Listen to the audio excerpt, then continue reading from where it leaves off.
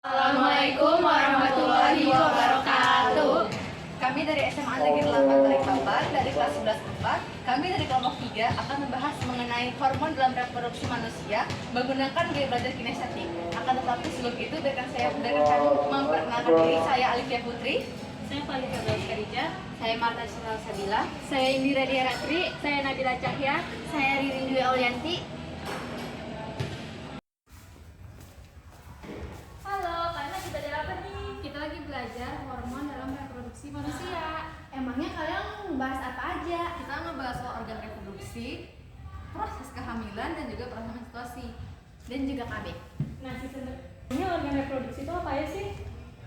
Organ wanita bagian luar yang pertama adalah labia. Labia atau bibir kulit merupakan organ reproduksi wanita yang membentuk vulva yang berada di bagian luar vagina. Labia terbagi menjadi dua, yakni labia majora dan labia minora. Labia majora berfungsi untuk melindungi organ-organ reproduksi di bagian luar, sedangkan labia minora berfungsi untuk melindungi vagina dan juga uretra. Lokasi labia berada untuk di sini adalah labia majora dan ini adalah labia minora. Kedua, ada kelenjar batrolin. Kelenjar batrolin ini terletak di kedua sisi bibir vagina, berguna untuk mengeluarkan cairan yang berfungsi untuk melumasi vagina. Cairan ini berfungsi untuk menjaga vagina agar tetap bersih. Selanjutnya ada klitoris. Klitoris berada tepat Selanjutnya ada klitoris. Klitoris berada tepat di sebelah sini. Klitoris adalah organ reproduksi yang bertanggung jawab atas kenikmatan seksual. Fungsi dari klitoris sendiri adalah sebagai kepuasan seksual. Selanjutnya ada klitoris. Klitoris terletak tepat di sebelah sini. Klitoris adalah organ yang bertanggung jawab atas kenikmatan seksual. Fungsi dari klitoris sendiri adalah sebagai pusat kepuasan seksual dan respon seksual. Selanjutnya adalah vulva, area kulit yang mengelilingi uretra dan vagina, termasuk klitoris dan labia, bertugas untuk memproduksi hormon dan berperan sebagai pelindung jalur reproduksi, sekaligus terlibat dalam ekskresi urin. Pertama ada vagina. Vagina sebagai saluran penghubung antara serviks atau rahim bagian bawah dengan tubuh bagian luar. Fungsi dari vagina sendiri adalah sebagai tempat melahirkannya bayi dan masuknya sperma ke dalam sel telur. Yang kedua ada ovarium. Ovarium terletak di sebelah sini. Ovarium adalah organ reproduksi yang berfungsi dalam proses kehamilan dan menstruasi. Ovarium memiliki fungsi sebagai menghasilkan sel telur yang dibutuhkan dalam proses pembuahan. Yang ketiga ada tuba falopi, saluran yang menghubungkan antara ovarium dan rahim sebagai tempat penyimpanan sel telur. Yang keempat yaitu rahim. Rahim adalah otot organ yang membentuk buah pir terbalik dari reproduksi wanita. Letaknya berada di kantung kemih dan juga rektum. Fungsinya yaitu untuk memberi makan dan menampung sel telur dari hasil pembuahan sampai janin atau sampai untuk dilahirkan. Untuk organ reproduksi pria terbagi menjadi dua, yakni bagian dalam dan juga bagian luar. Untuk bagian luar, yang pertama ada penis. Penis merupakan salah satu organ reproduksi pria yang sebagian besar terbuat dari jaringan. Fungsi dari penis adalah untuk mengeluarkan air mani, sperma, dan juga urin. Penis berada di bagian luar dan ini adalah foto dari penis. Selanjutnya ada skrotum. Skrotum adalah kantung kulit yang tergantung di belakang penis tempat testis berada. Fungsinya yaitu untuk membungkus organ reproduksi yang ada di dalamnya. Ketiga ada testis, organ yang sangat penting dalam sistem reproduksi pria, berfungsi memproduksi sperma dan hormon. Ini adalah epididymis. Epididymis adalah tabung banyak melingkar yang berfungsi sebagai untuk penyimpanan sperma. Pos deferens merupakan sepasang tabung yang dimiliki oleh sistem reproduksi pria yang membawa sperma dari epididymis ke uretra untuk dikeluarkan dari tubuh. Selanjutnya ada saluran ejakulasi. Saluran ejakulasi merupakan saluran atau tempat bertemunya testikel seminalis dan juga vas deferens. Fungsi dari saluran ejakulasi ialah untuk menampung air mani dan juga sperma, lalu mengalirkannya ke kandung kemih saat proses ejakulasi. Nah, untuk letak saluran ejakulasi berada di sini ya. Selanjutnya yaitu ada uretra. Uretra saluran yang tipis. Fungsinya yaitu untuk mengalirkan urin dari kantung kemih menuju lubang kencing.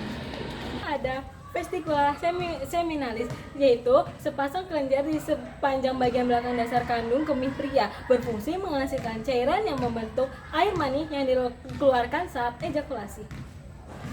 Selanjutnya ada kelenjar prostat. Kelenjar ini berada di bawah kandung kemih dan mengelilingi saluran kemih, serta tempat keluarnya urin dan sperma dari tubuh. Kelenjar prostat ini juga bertugas untuk mengeluarkan cairan yang berfungsi sebagai sumber nutrisi dan pelindung sperma. Ya. Yang keenam ada kelenjar bulboretra, sepasang kelenjar kecil yang berbentuk bulat. Dia berada di pangkal atau ujung penis, berfungsi untuk memproduksikan cairan yang melicinkan saluran kemih. Selanjutnya adalah hormon-hormon yang berpengaruh dalam sistem reproduksi. Yang pertama adalah follicle stimulating hormone atau yang biasa disingkat FSH, adalah hormon yang dikeluarkan dari gonad droplet. Yang kedua adalah GnRH, merupakan hormon yang berfungsi untuk merangsang kelenjar hipofisis agar melepaskan hormon follicle stimulating atau FNH dan juga luteinizing hormone. Luteinizing hormone adalah hormon reproduksi di kelenjar pituitari. Keempat ada hormon estrogen. Hormon estrogen adalah salah satu jenis hormon seks wanita yang diproduksi oleh ovarium. Yang kelima adalah progesteron. Progesteron adalah hormon steroid dari golongan progestogen yang berpengaruh pada siklus menstruasi perempuan, kehamilan, dan embriogenesis. Selanjutnya ada tanda-tanda proses pubertas pada laki-laki. Satu ada mimpi basah, yang kedua ada pertumbuhan alat kelamin, dan yang ketiga ada ereksi. Selanjutnya adalah proses menstruasi. Menstruasi merupakan fenomena keluarnya darah dari vagina pada perempuan. Biasanya menstruasi menjadi salah satu tanda terjadinya pubertas pada perempuan. Menstruasi terjadi pada anak perempuan yang telah tumbuh payudara dan hingga proses menopause. Beberapa tahapan pada menstruasi ada 4, yakni fase yang pertama adalah fase menstruasi. Fase menstruasi ditandai dengan luruhnya endometrium yang berisi pembuluh darah dan cairan lendir. Kedua ada fase folikuler. Pada fase ini ovarium akan membentuk folikel yang berisi sel telur yang belum matang. Dia ada fase ovulasi. Fase ini terjadi saat ovarium melepas sel telur yang sudah matang dan siap dibuahi oleh sperma di bagian saluran indung telur. Yang keempat ada fase luteal. Fase ini ditandai dengan sel telur yang berubah menjadi jaringan yang disebut dengan korup luteum. Selanjutnya kita mengenal proses kehamilan. Kehamilan adalah kondisi ketika terdapat pembuahan dan perkembangan janin di dalam rahim. Kehamilan akan berlangsung selama 37 sampai 40 minggu yang dihitung dari hari terakhir haid. Yang pertama ada masa subur wanita. Pada masa ini organ reproduksi wanita akan mengalami masa ovaluasi di mana ovarium melepaskan sel telurnya yang siap dibuat, kemudian akan bergerak melewati saluran tuba Fallopi sehingga sampai pada rahim. Yang kedua adalah hubungan seksual. Saat berhubungan seksual, pria akan mengeluarkan air mani yang mengandung sperma. Sperma tersebut akan melewati leher rahim atau serviks, lalu masuk ke rahim hingga sampai ke tuba Fallopi, lalu mencari sel telur yang siap untuk dibuahi. Proses ini biasanya memakan waktu 45 hingga 12 jam. Yang ketiga ada pembuahan. Pembuahan akan terjadi setelah sperma berhasil menembus dan masuk hingga sampai pada inti sel telur. Lapisan khusus akan mulai terbentuk untuk mencegah masuknya sperma lain ke dalam inti sel telur. Lalu sperma dan sel telur pun akan bersatu dan memulai proses pembuahan. Selanjutnya adalah implantasi. Sel telur dan sperma yang telah bersatu akan bergerak dari tuba Fallopi ke rahim sambil membelah diri dan membentuk blastokista. Lalu blastokista ini akan mengapung di rahim selama 2 atau 3 hari sebelum menempel dan tertanam di dalam lapisan dinding rahim.